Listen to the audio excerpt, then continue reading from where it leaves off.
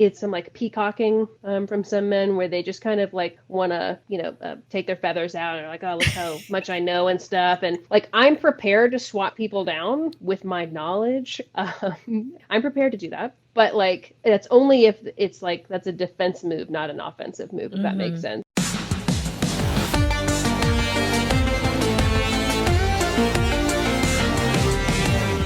Welcome to Events Demystified podcast, where we explore and demystify the world of in-person, virtual, hybrid event AV production and technology by sharing insightful tips, tricks and tactics to make your events a success. This podcast is brought to you by Tree Fan Events, a woman-owned boutique event production agency. And your host is Anka Trifan, a technical event planner and producer with almost 2 decades of hands-on technical experience in event production.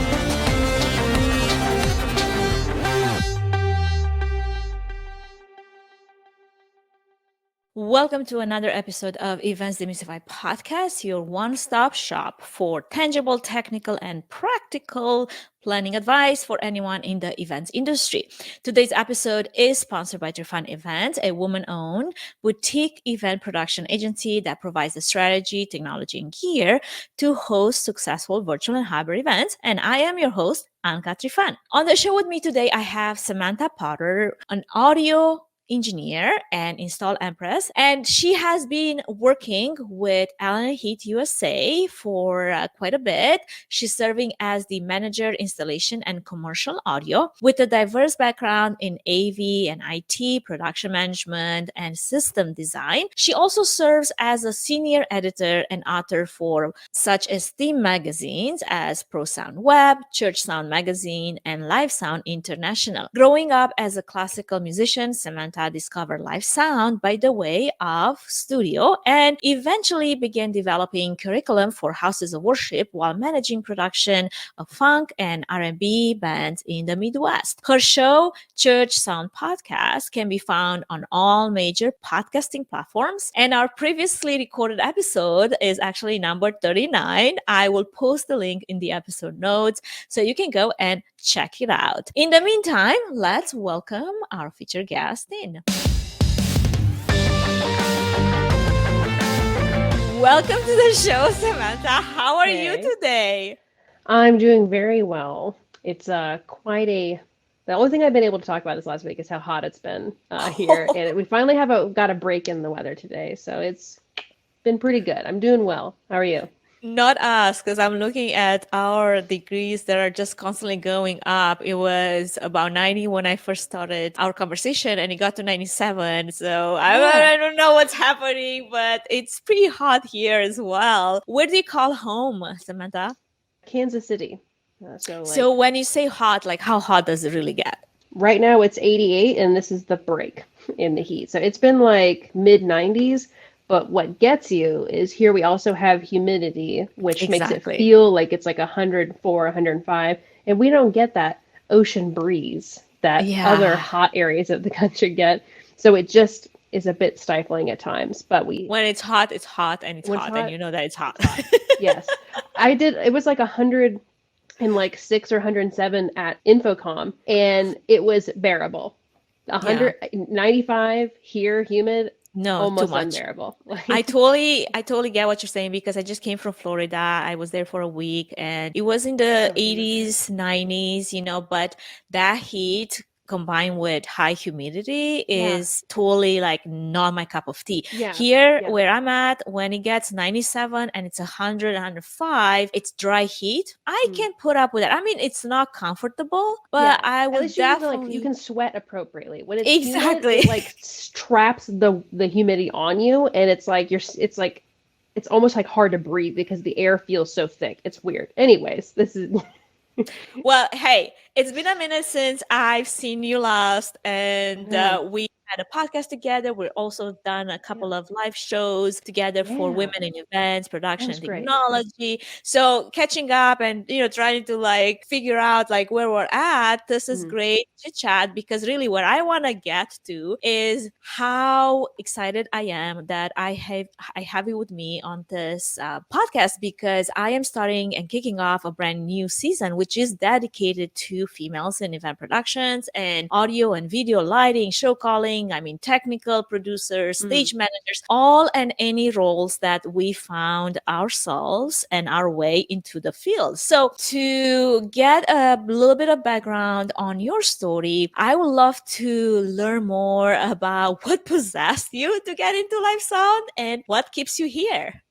Yeah, boy, possess. That's probably a pretty good word for that. Yeah, so as it's kind of stated in my bio, I grew up a musician, and then I got into computers, and then as many of us have, like I got into studio work, and that was all well and fine. I was enjoying myself, but I was kind of pushed to try live sound by one of a professor I knew, and just to like understand the other side of the coin of like the pro audio industry, understand that. So I did, and ended up just like absolutely falling in love with the idea that you cannot have perfection. It will never be perfect. We strive for it, but there's an understanding of like, this has to happen right now. And this is when it drops, and like everybody hold your breath because things will explode. You could do everything right and it still go wrong. And like, that's part of the fun. It's part of the adrenaline of that, of live events. That's, I imagine, because you're doing it as well, you also have a seeker part of you that is that excitement of this could all explode in our faces, but I'm going to do it anyways. It's probably the wild side of us, getting a little fed with that adrenaline that I totally agree. Like that excitement, and sometimes like even like this hole in your stomach, kind of like the size of like a huge pit of, oh my gosh, is this going to go well or is it going to go all crazy? Oh yeah, I get lightly sick before every event. Exactly. Like, fine. Oh, it's funny that we get attracted to that as like the madness of, before going live, before the show, goes on. And I love that it was a professor, someone that in a way tugged you to, give this field an option and maybe give it a try. I have someone like that, a mentor in my life too, when I was going to school to study live sound reinforcement, because I'm a by the book person. Okay. Like you see the library behind me. I love to read everything there is to read about something. So I can feel like I really understand and know, and then go into it full steam. I was going to school for live sound reinforcement, and I had a professor. And again, most of that is usually recording, because that's more, I feel like that's it's easier to control, and it's in more of a stable environment, especially when you're trying. It's very scalable. And you're trying to teach like brand new people how to mix, and you can do it again and again through sessions. It's not like you're on a stage and you're either gonna like tank the show or you're gonna rock it. I don't know if you want to find out how tanking looks like, in a real life situation. And I had a professor that sort of like brought in me this curiosity of what it looks like to actually apply some of the skills that I learned in the studio to a live sound environment. So tell me more about what that looked like to you. Did you feel like your first event was like one of the most exhilarating events, or more of a, oh my gosh, I don't want to go back to that? It was kind of neither. It was definitely not the latter. I loved it a lot. Because I had already in studio work, had already been feeling this like a little bit of a push away, because I didn't like that there really is no excuse for things to not be perfect. And I like grew more and more in dislike with that, because I'm very hard on myself, and I could just like do this until I die. Like I could just work on this one thing until I die, because it'll never be enough. And I liked that live production like had an endpoint. Everything could be super bad and this could suck so much, but it will end. Like the finish line's right there. So if I can make it to there, I'll be good. So you're not going to obsess over trying to get this to that level of perfection that, again, it's somewhat unattainable, because I don't personally believe in perfection either. I believe in excellence, like doing my best effort with the situation at hand and whatever the tools at hand, especially tools at hand, right? But to strive for this perfection that is not attainable, it's just such a hard weight on ourselves. Yeah. And the second half of your original question is like, well, what keeps me here is this, a lot of my job has kind of shifted a little bit since I joined the Allen and Heath team. And now I work on like more of the manufacturing side.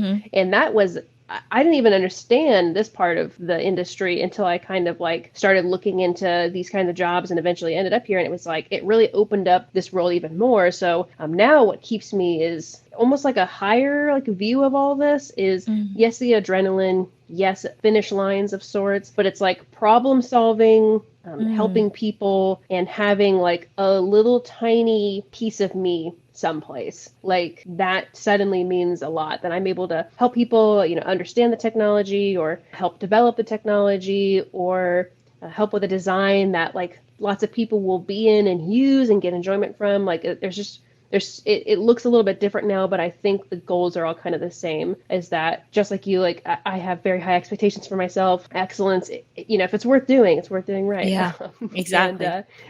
And I want to continue that. It just like the day-to-day looks a little bit different. And I still, of course, like freelance and do stuff on the side, and I can still get that really gritty, like, drop of the event is happening right now kind of deal. But yeah. That's what's keeping me here. So what I hear between the lines is you really love the idea of this impact, even though it might be at a smaller scale, but still in long term could be a large scale, because there's not a lot of women out there that can say, well, I had a say in building this piece of gear or of equipment or whatever it is that it's going to power your line array, or whatever it is, this maybe mixer or processor that is going to make your life easier or it's going to make your life better, and having impact in that's what it sounds attractive to me. And you tell me if it's what actually it's something that speaks to you as well.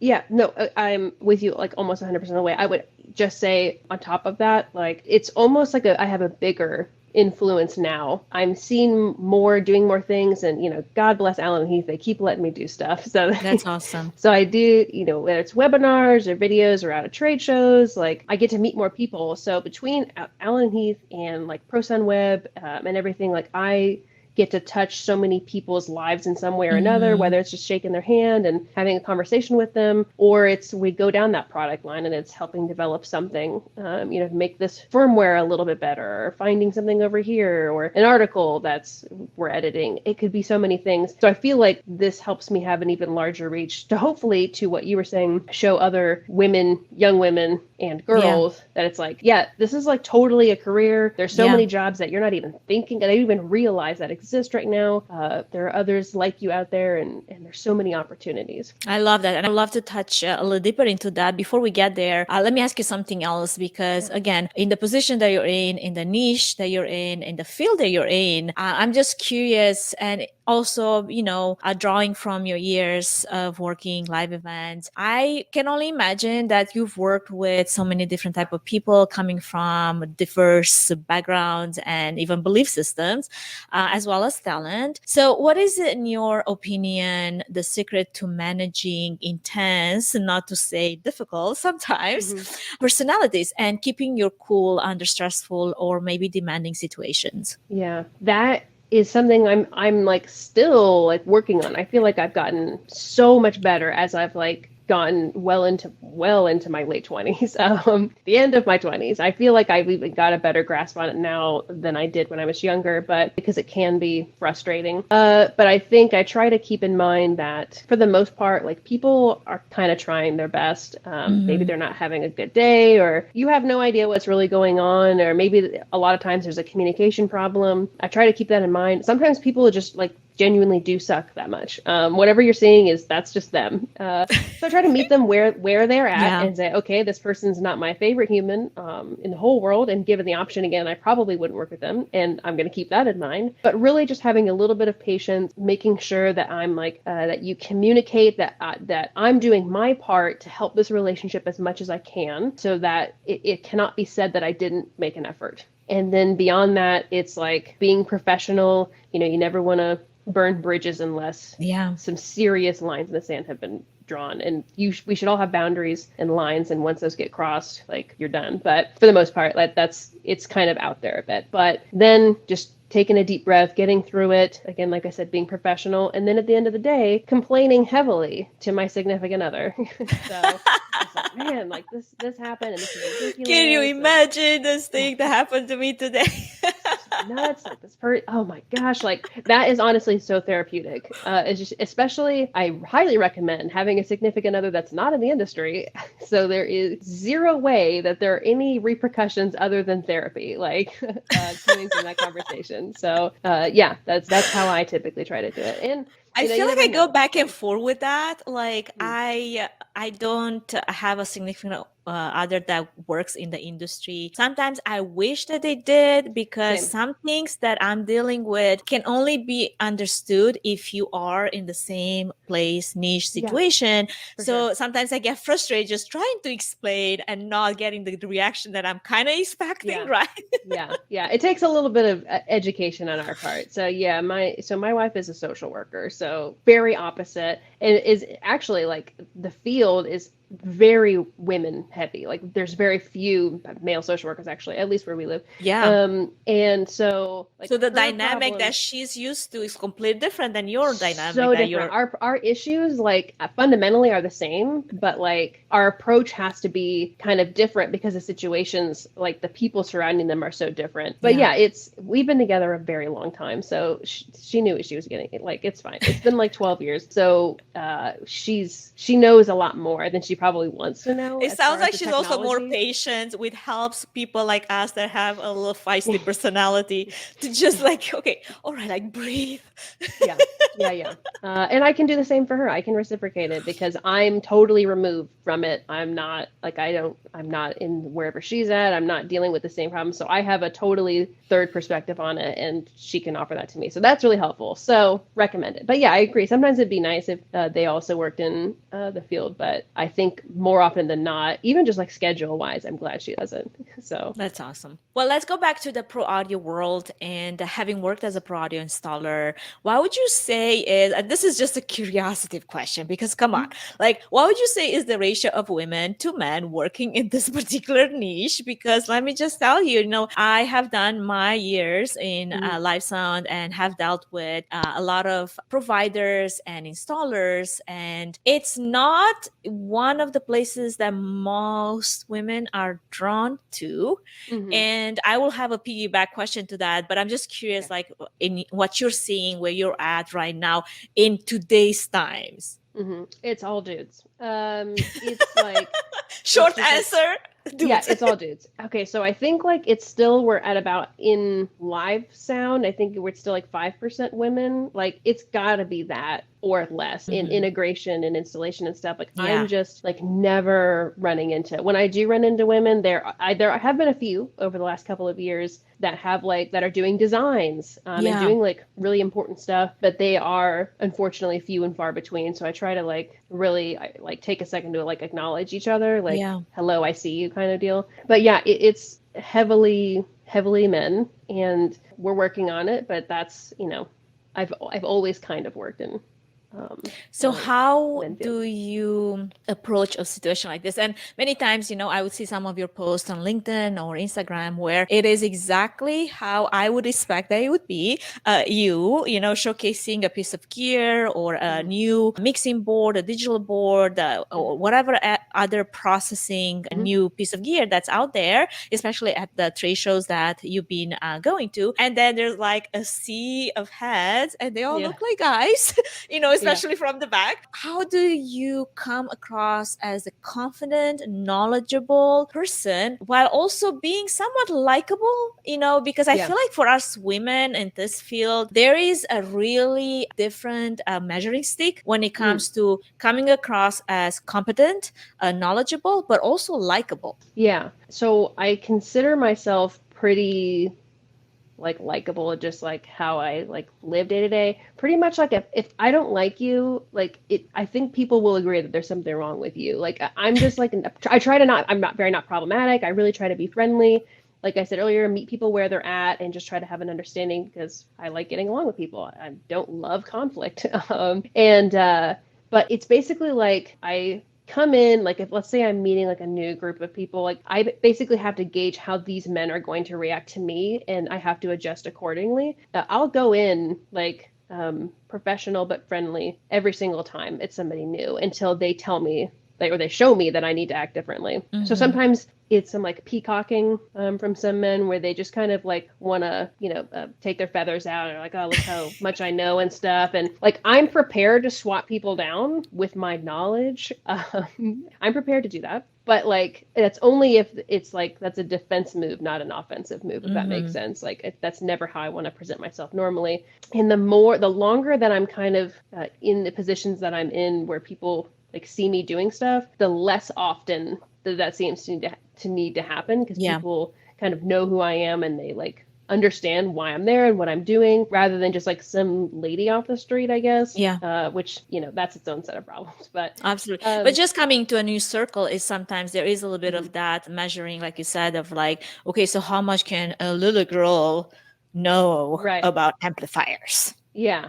And you get that attitude, right? Until you actually show them that you know something and maybe more than what they do know. And then it's almost like you feel that energy, where the vibe initially, it's all like, what are you going to teach me, And then once you really show, because you really know your stuff, that changes, the attitude changes of how you're perceived. Yeah. Like sometimes they'll be at like at a dinner or lunch or something, or at a meeting someplace else. And, I try to keep myself a little bit more reserved, I guess would be the word. I try to withhold a little bit of myself so that I can gauge what this relationship is going to look like, so that I can save a piece of myself for the people who deserve it. And, things kind of like that. And so then we can start engaging. We can have a very serious conversation about like technology. And that usually will open a few doors of like,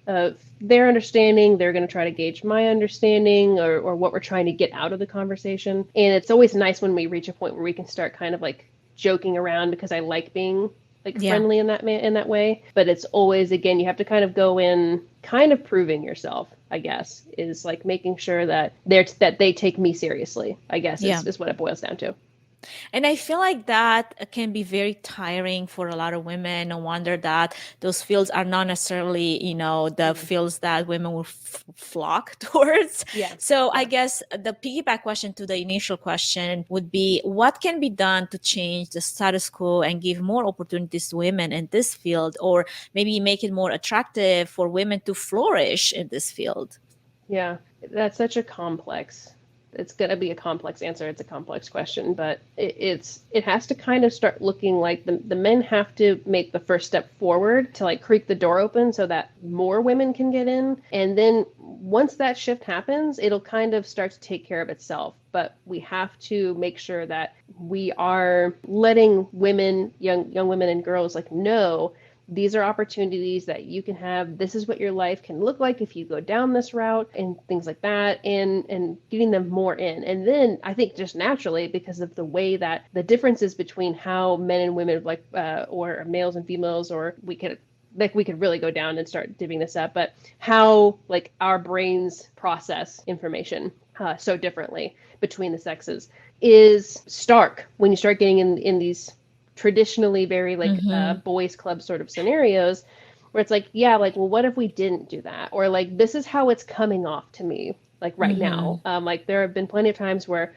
I was the first woman to get into this particular group. And after a while, like I have to do some of the lifting to make sure that I'm saying, hey, like that came off wrong, or this looks bad, or this is what I was receiving. Is this what you were saying to me? Because this is what it sounded like. And trying to help recalibrate them. And then once they're aware of it, it's like suddenly they become like beacons of like change in their other areas. And that's really helpful. So it's always just trying to get more women in the door and recognizing that this is a great field to be in. And there's lots of positions, and you can, have great work-life balance if you want it. Or if you want to do something thrilling, you can do something really thrilling and adventurous, or something really stable. Whatever kind of life you want to have in pro audio, you can have it. And that's one of the best things, but we just need to make sure that we are getting women in and not beating them down so much that they end up leaving, because that's the second half of the problem. Okay, we've got them in, but then it's either the wrong job for them, or more often than not, it's the wrong team, the wrong teammates for them, or the wrong manager. And then they get turned off, or they get kind of jaded, and I can't blame them. all the time. But that's not a complete answer, but that's where we can start. No, absolutely. And I think, it does take a little bit of, forming a bit of a resilience, as you are sticking around and you're sticking to your passion and your belief that you belong there. I know. Oh, man. Belong. As you're talking, I just remembered, like, one of the best things I've ever adapted to myself is the ability, is not only having thicker skin, so the resiliency that you were talking about, but it also having boundaries still, but welcoming criticism and not personalizing that, because I did that, especially when I was younger, horrifically. And now I welcome it fully into my arms. Like, yes, I can't wait for our review cycles. I'm like, yes, like, let's get in there. Like, let's tell me all the things that I could do better. I want to mess up. Like, seeking those out. Because you switched this, basically turn on the switch from this is personal, addressed against me because I'm not good enough, versus no, this is a growing opportunity. This is a great learning lesson. Exactly. Yep. I'm going to be better tomorrow or in 10 minutes because this thing I'm going through right now, I'm going to be better in 10 minutes. And I wouldn't have been if I didn't go through this. And like, I think a lot of like men think that way, like just naturally. But not us women. We take it so hurtfully, painfully personal, and then it's all about our worth and how there's like this imposter syndrome that plays with our mind. And all of this is kind of more of a internal talk, dirty talk that we do to ourselves. Oh, yeah. 100%. And so flipping that switch has been one of the most powerful things I've ever done for myself, for my own sanity, for my career, of just like really welcoming this after, like decades of being praised for perfection, like behaving and all this stuff when we're really, really young. That grows into imposter syndrome and trying to get this unattainable thing that we'll never get. And then we're hard on ourselves. So double-edged sword. When we're hard on ourselves, we get really pushed and we can do amazing things. But if we aren't careful, we can end up hurting ourselves in the process. Or if we just don't quite hit the mark, instead of going, woohoo, I made it 90%, we're like, failure, I should die. And it's like, that's really hard to unlearn. But sorry, as you were saying all of that, I was like, yes, flipping that switch, welcoming criticism and not taking it personally. It's so much easier said than done, but my goodness, powerful. Well, Samantha, hold that thought. I love where we're going with this conversation. We will take just a brief moment to acknowledge our podcast sponsor and supporter, and we will be right back to continue this fascinating conversation. Before we move any further, I wanted to give a quick shout out to our main sponsor, Trifan Events, which is a boutique event planning and production agency that will come alongside you, offering personalized event planning and technical support, strategic event design, production and technology management, and flawless execution for live, virtual, and hybrid events. The team at Trifan Events is passionate about planning and producing event experiences that get people involved with true moments of interaction, engagement, and co-creation, while offering white glove treatment throughout the entire planning process, enabling you to reach your event goals with the use of creativity, production tools, and event technology. Find out how Trifan Events can plan and produce your event become memorable. Go to trifanevents.com.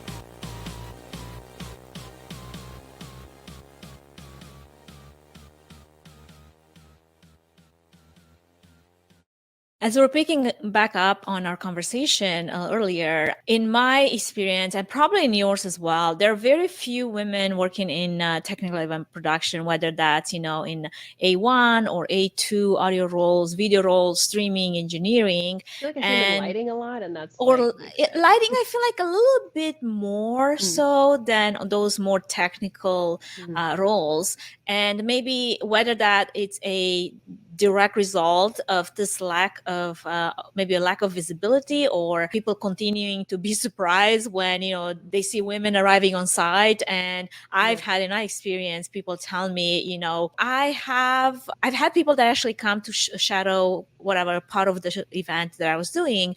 And then they were questioning whether I'm really the one that they're supposed to be shadowing, or I've had other sound engineers, tell me like, don't worry about this technical side or the finer details of this complicated workflow, because this is not the type of thing that someone like you needs to know.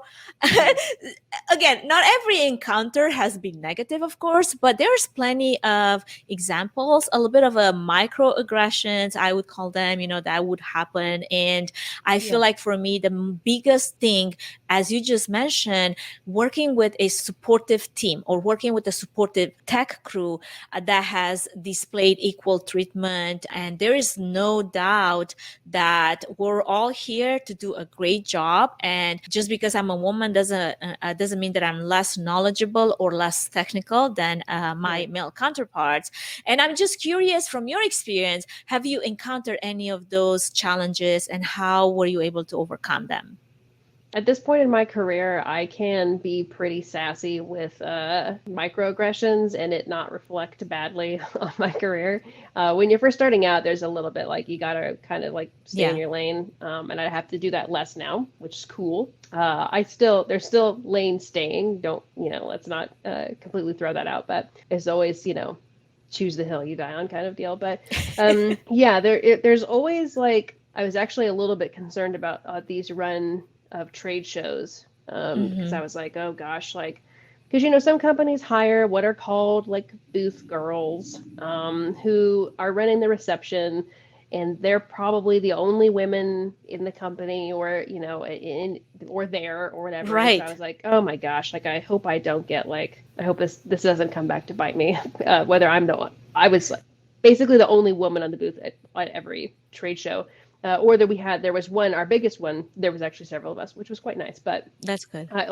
Just like looking around at other booths, you see like pretty dude heavy. So I was worried about that. And at one of the trade shows, like I got a snarky comment from somebody, and I'm sure that he thought he was just like, he just said what came to his mind, which that was the mistake. And that was fine. And I just quickly like swatted him down, like with a smile on my face, like, no, like I'm actually the only person who can help you in this booth for what you're looking for, kind of deal. Right. And they're always kind of like, oh, like, and then they're embarrassed, which is fine. You deserve to be embarrassed. And so doing things like that, or when they try to do that peacocking thing where it's like, well, I know this and that. It's like, okay, well, if you want to do this like sword fighting of information, we can do that. I'm prepared to, on certain extents, like, I don't know everything, but I'm not a complete doofus. So taking it with a grain of salt, knowing the context, where I'm at, who I'm talking to, what things are going on, that this is all part of the puzzle. But even if it's a little embarrassment, good, they'll learn something from this. And if it's a hard conversation, then it's a hard conversation, and we can do that, and hopefully they walk away a little bit more informed. But I'm happy to say that it seems like, at least in the like integration, installation, commercial audio side of and even some of the like house of worship side of pro audio, has been getting better. It doesn't happen to me as often. I still hear stories, of course, and as I've mentioned, like the more I'm like out there doing stuff, the more that people kind of know me, and so there's like it just happens less to me now, but that's not to say that it's happening less here. It's just from my understanding, that's what's going on. Absolutely. I wonder if you also get sometimes like those, messages from women out there in the field, again, we're dealing with women all around the world, especially both of us having a show, a podcast that it's out there. And I personally, get many time messages from other women that are just honestly asking for advice. Hey, I've got this situation. I don't know how to deal with it. I'm curious if you happen to have someone and you're just people like messaging you, especially women, and just asking, like, honestly, I don't know how to advance in this field because this is the type of challenges I'm encountering. I'm wondering if you have any tips, solutions, if you've had this experience, and what have you done, because as much as we want to offer those opportunities for women, we also have to be ready to provide the support for some of the challenges that personally we've faced. And I feel like both me and you we're way past that, but there's a lot of women that are just starting into many of those fields that for them is like a brand new thing and a surprise and sometimes a shocker, and no wonder that, like you said, it's hard to keep them there. So I've met a young woman, her name is Rachel, at NAB this year. And she's like just starting out and like had run into a few people who weren't super awesome, but we connected. NAB, we traded numbers. I get messages like on LinkedIn or Facebook a lot of times, or Instagram. People just kind of like asking for some assistance, or in one of the many audio groups, try to get them to understand that there are some like harsher realities to this field, even outside of just like sex or gender, like parity, like even beyond that, like just worker skin. And I try really hard to say that very delicately, like, I hear you, I understand what you're saying. And at a certain point, you have to just say to yourself, like, that person sucks, and like try not to work with them anymore. And we can't do every and it's not like a reflection of yourself, is their own, like what they're telling me, like, because that's not at all what's going on. But it's also like just a reality of working in a male dominated field is sometimes you have to be a little bit prickly. You have the person you're having problems with. The majority of them are not like that. It's just a handful of them that stink and they're not fun to work with, who are like-minded, or groups like Sound Girls where you can go in and just kind of like blow some steam off, or get a mentor or a mentee and kind of build those relationships with known good people, so that they're always there if you want to reach out or are feeling a certain kind of way or just having a rough period. So absolutely. Well, let's land this plane on a positive, uplifting note. I want to know, what are some of the maybe unknown opportunities for women that want to pursue a career in your field, in pro audio or any other field that you've traveled through on your journey so far? Yeah. So integration as a whole, there's like so much work to go around.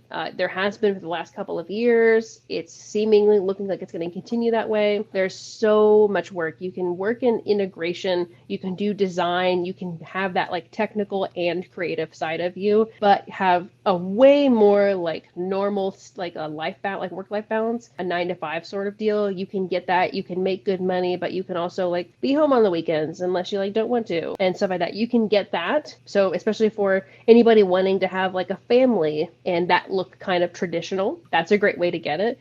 Lots of opportunity there. I'll also say on the manufacturing side, there's like a bit of a section of the industry, and there's only X number of brands, but like those have shown to be really interesting. Like whether it's like tech support, where you get to like really intimately know all the technology and trying to help people figure out how to use their microphone or their console or whatever it might be, Pro Tools, or helping design the equipment, or helping market the equipment, or even working in like being sales reps is a great way to make really good money, and traveling around an area and helping people find like the right products and with their designs or their projects, stuff like that. I would recommend looking there. Those are kind of unknown to many women right now, I think. Is the way to get your foot into the door, is education in that one particular field the way to get into the door, or is it more making relationships, knowing the right people, or maybe being hands-on in a technical field? Maybe it's, let's say, pro audio or like mixing, right? And then you end up working for like an Allen and Heath. I'm just curious how much of having education matters in one area or another. If you work in like really specifically like AV integration, there's lots of certifications, there's lots of badges and certain things you can get like that. That's a super great way to get in. But I would even say, like, if you're starting like fresh, brand new, is to just reach out to some of your local manufacturers reps or your local integration companies and say, hey, like, I'm eager, I love learning, what can I do to help you out? And a lot of times, like, they'll pay for you to get all these certifications or will help you go through all this training. And that's the absolute best way. It's like, go get your free stuff, go get your Dante training, at least levels 1 and 2. You could go get like Shure RF certified. You can go learn different processors and how they work. They've got certifications, and just getting the idea, like getting kind of like a lay of the land, so to speak. And that will put you really high up. And then it's just about going out and learning as much as you can and getting your hands dirty.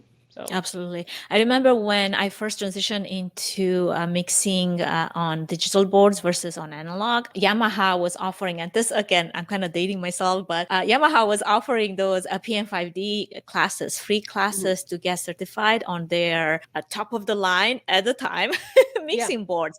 But that's what actually propelled me into understanding this one console, and then from there applying general knowledge to mixing on so many other different brands and different versions of a digital board. And it was that free certification training that I got that really got me passionate about an area and a space and a place and a technology that I wasn't yet comfortable with using.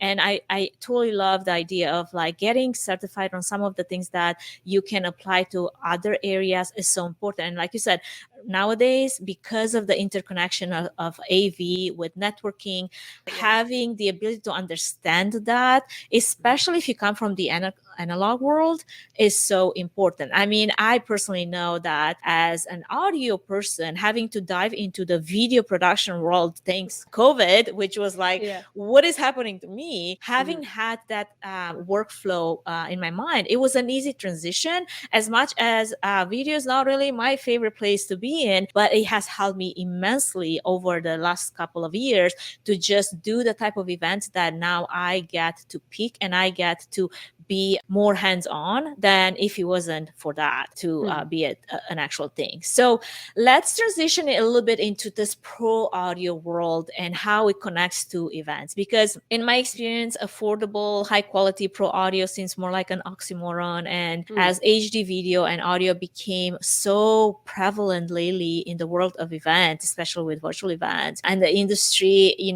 now is grappling with the idea and the necessity and ways to deliver sharper than live images and crystal clear sound that the audience now demands, because we can't just put up with, crappy sound anymore, but also on a budget. From your experience, working with so many houses of worship, which let's say some of them are on a very tight budget, but also contributing and writing so many articles to the magazines that we mentioned earlier, Pro Sound Web, Church Sound Magazine, Live Sound International. Do you have any tips on how event managers, event planners, event professionals can improve the quality of their audio production for their events without breaking the bank? Yes. So blanket kind of statement here. Like there's a lot of nuance in really like higher end technologies. I'm going to go ahead and say that like once you've entered into the digital domain, that is good enough to start. So whether that's you get a little like digital like single rack audio processor, or you want to go the way of a whole console with faders and stuff. Entering into the digital world, it now becomes much more important for you to understand how to use the tools rather than having as many possible tools at your disposal as you possibly can. Knowing how to use the tools, the fundamentals, are going to take you so much further. Now, there's definitely conversations to be had like in converters and like preamp quality and stuff like that and sample rate.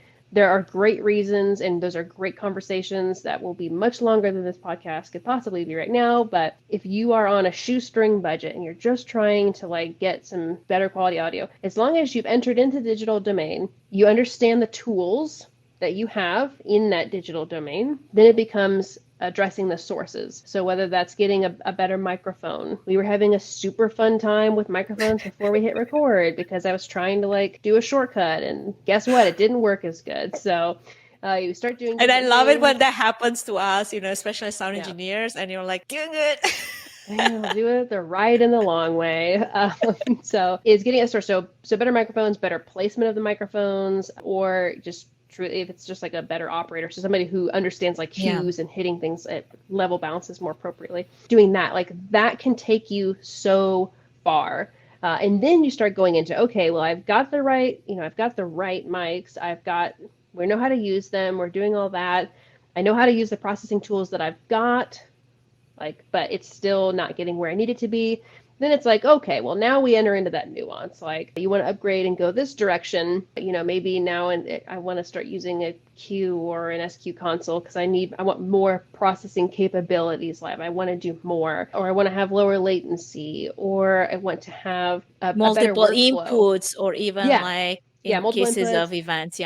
Yeah, the workflow is huge, is a really big deal too. That changes a lot from board to board and manufacturer to manufacturer. But those are really excellent starting points of just, I'm trying to produce events. I don't need the absolutely most fanciest tool, even though they're a lot of fun. I can't always have, a Lamborghini. Sometimes I need a bicycle. Like sometimes the bicycle's just. Sometimes I just need to get from A to B, and a bicycle will have to do.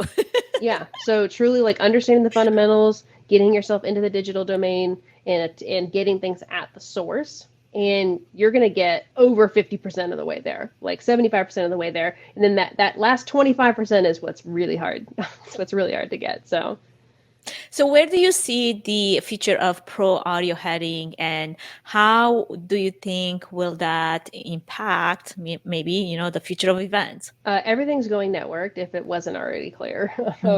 It's everything's like, it's going to get to a point where networking is going to be so commonplace. Like it's going to be the absolute bare minimum expectation. And we've already kind of, for new people coming in, like, you probably should, that everything connected other than like literally like a mic it's sitting in front of somebody like this, a mic sitting in front of somebody going into the preamp, like that will be the only analog cable.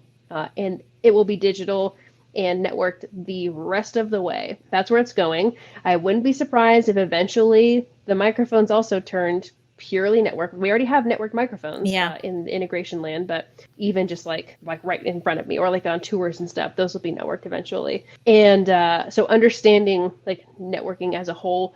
And then the other side of that is like our processing power is just going to continue to increase. So we'll be able to take more that we've heard of and used in the studio world into live event production that we weren't able to before because purely the processing power wasn't there or was too costly. And so, there's lots of things like multi-band compression was like not a thing in live sound for years and years. Yeah, unless you wanted to bring your racks of outdoor gear, and it was like racks and stacks, Yeah. And so trying to move that into the digital domain takes a lot of time, a lot of processing power, a lot of R&D. Like it's just, there's so much to it.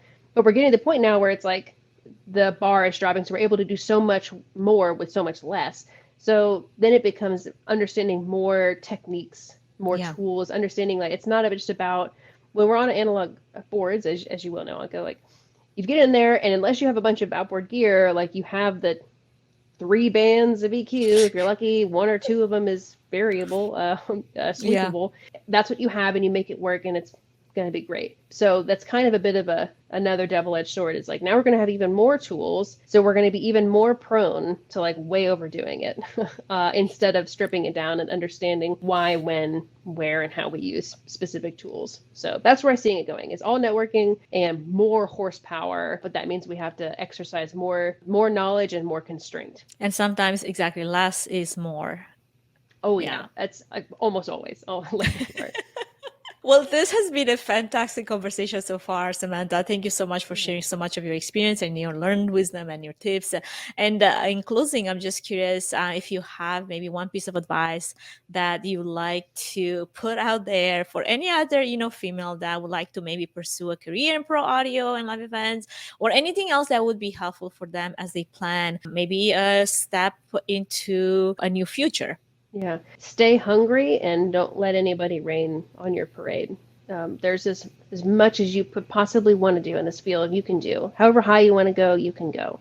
However much you want to learn, it's constantly changing for better or worse. There's always something new. If you keep that hunger, if you always wanting to do a little bit better, learn a little bit more, keep that with you. And don't let other people whose lives aren't great or who are stuck or having a bad time or who are just simply reacting to your existence in the field. Don't let them like rain on your parade. Just let them continue to have a bad time. Let them go home to their terrible life, and you just continue forward, knowing that you will continue on. They are but a blip in your rearview mirror, and just move forward. And as like I said, as much as you want, whatever you want out of this field, you can happen. You were just using one of my a trigger word that I had in one of my rants about like the rear view mirror. I had to definitely leave some people in my rear view mirror, for those reasons that you were just mentioning. They're reacting to my existence and it's not good enough for you. I am sorry, but I am not going to try and fix any of this because it's not my job to do so. Well, I would love to have you share places where you're at on social if our audience would like to connect with you. Yeah, so LinkedIn's always good. That's becoming a really big pro audio space. If I'm on a social media platform, it's pretty much always like Potter Audio. I've just tried to keep it all nice and succinct. Instagram is where I'm at. Instagram and LinkedIn are where I'm at the most. Facebook, I am on there, but I'm drifting away from it happily and slowly. So those are good places. But otherwise, like whether you're hanging out on Person Web, reading some articles from us or from me, or you're interested in learning more about Alan and Heath stuff, we have lots of videos. We do mini master classes and webinars every Wednesday. You can just come and hang out in a Zoom call, very casual, and just come learn about something for 20 minutes. I love it. Well, thank you so much for sharing all of this. And thank you for making time to actually be part of the show. For everyone else that's listening, thank you for staying with us the whole way. Make sure that you subscribe to the podcast, but also, stay tuned for what's coming up. Next week on Friday, we release a brand new episode every single week. Thank you for listening to the Events Demystified podcast. If you enjoyed this podcast, please take a moment to review it, rate it, and share it with other event professionals that could benefit from it. Connect with us on social at Events Demystified Podcast. We would love to hear from you and what you're up to. If you'd like to learn more about Tree Fan Event services and find out if we're a good fit in supporting your event, can we help your event be successful with a 20-minute free consultation? Link in the episode's notes. Thanks for tuning in.